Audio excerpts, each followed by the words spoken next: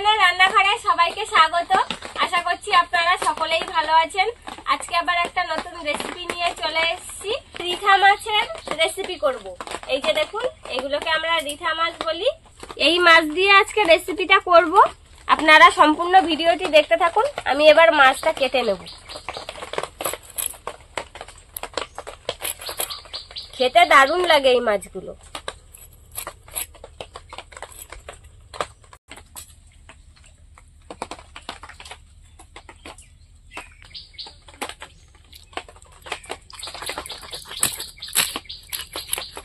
এইসব মাছ কাটা খুব ভালো, কোনো আঁশের নেই, আঁশ তোলার ঝামেলা নেই, শুধু ধরে আর পিস করলেই হয়ে যাবে।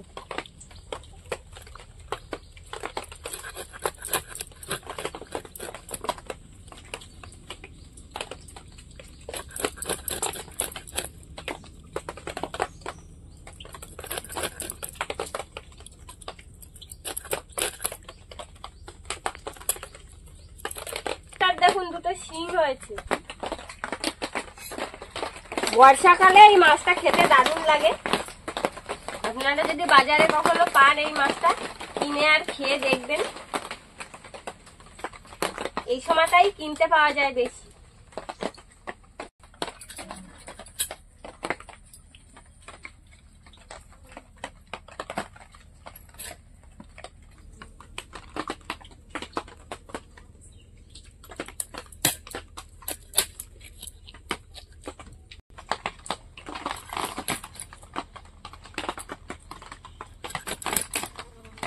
মাছগুলো ছোট ছোট করে পিস করছি। মাছের মধ্যে মশলাগুলো ঢুকবে ভালো, আর খেতেও দারুণ লাগবে। বড় পিস করলে বড় মাছের মধ্যে তত একটা ভালো মশলা ঢোকে না। উনুনটা জ্বালিয়ে নিয়েছি, এবার মাছে লবণ হলুদ মাখিয়ে নেব।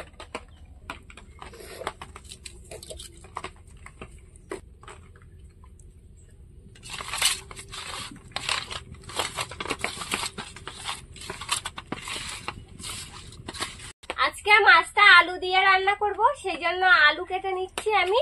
আর সাথে পেঁয়াজ, রসুন, আদা এগুলো সব কেটে নেব তরকারিতে দেওয়ার জন্য।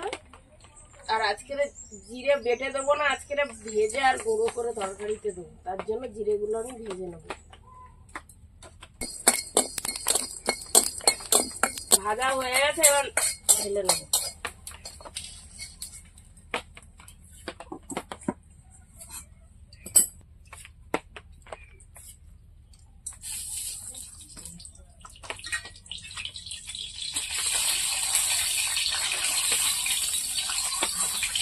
এবার মাছগুলো ভেজে নেব।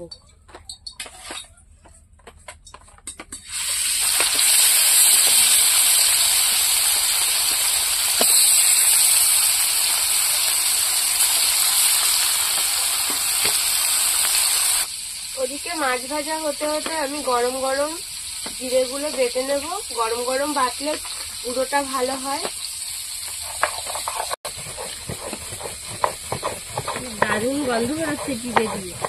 ভাজা জিরে গন্ধ বেরোবে না? সুন্দর একটা গন্ধ বেরোবে। ভাজা জিরের গন্ধ আলাদা, ভাজা জিরের তরকারি আলাদা, বাটা জিরের তরকারি আলাদা।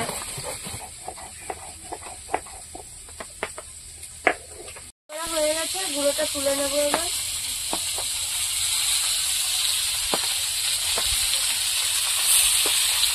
মাছের এক সাইড হয়ে গেছে, এবার মাছগুলো এবার উল্টে দেবো। উল্টে আর এক সাইড ভেজে নেবো।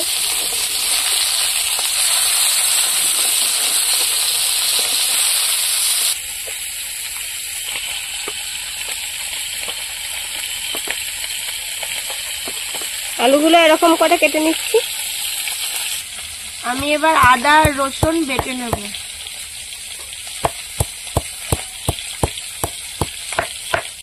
মাছগুলো ভাজা হয়ে গেছে, এবার তুলে দেবো। সব ভেজে নিয়েছি, এবার তরকারিটা বসাবো। জিরে ফোড়ন, তেজপাতা, পেঁয়াজের কুচি,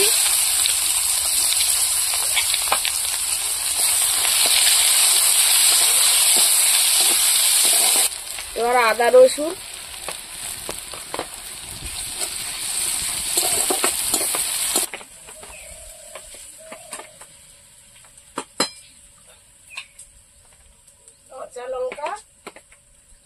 টমেটো কুচি,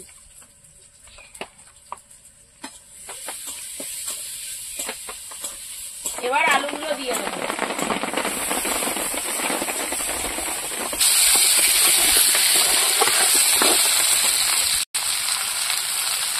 লবণ,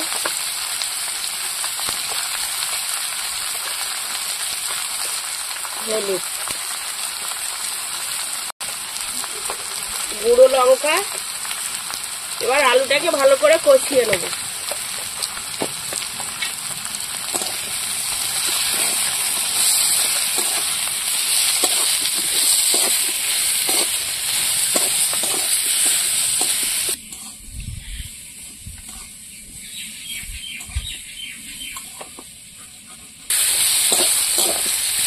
কষানো হয়ে গেছে, এবার আমি জল দেবো।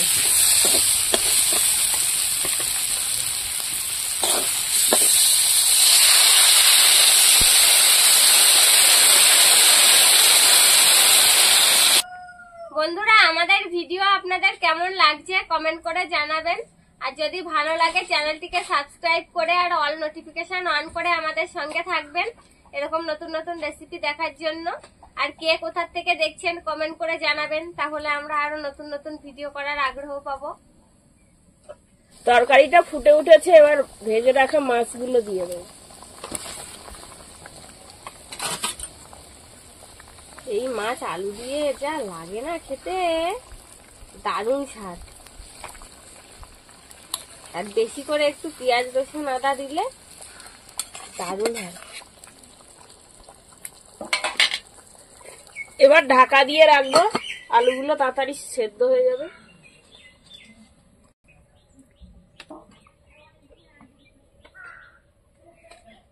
ঢাকাটা খুলবো। রিঠা মাছের তরকারি তো হয়েই গেছে। আলু টালু সেদ্ধ হয়ে গেছে না? দেখো খুন্তি দিয়ে। হ্যাঁ, পুরো গলে পায়েস হয়ে গেছে। এই তো আলু সব দেখো। এবার জিরের গুঁড়ো ছড়িয়ে দেবো।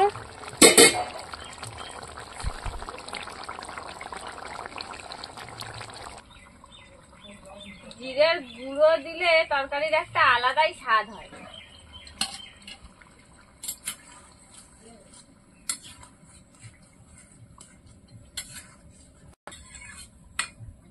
তো হয়ে গেছে, এবার নামিয়ে নেবো।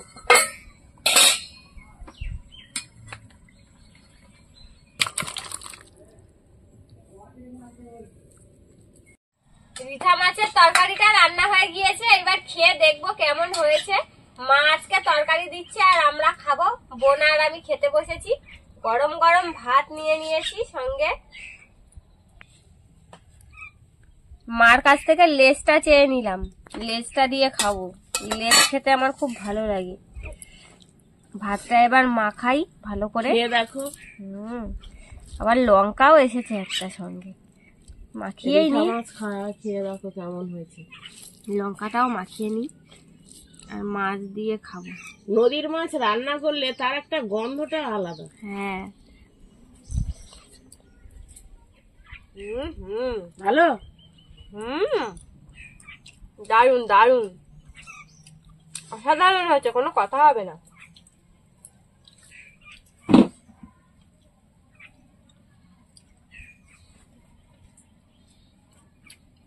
টিনা কেমন লাগছে? সুন্দর। কতদিন পরে কলা পাতায় খাচ্ছি। টিনা তো কিছুই বলছে না। কলা পাতা খাওয়ার একটা মজাই আলাদা বল। টিনার কেমন লেগেছে? খুব সুন্দর। সুন্দর লাগছে, কি বলবো।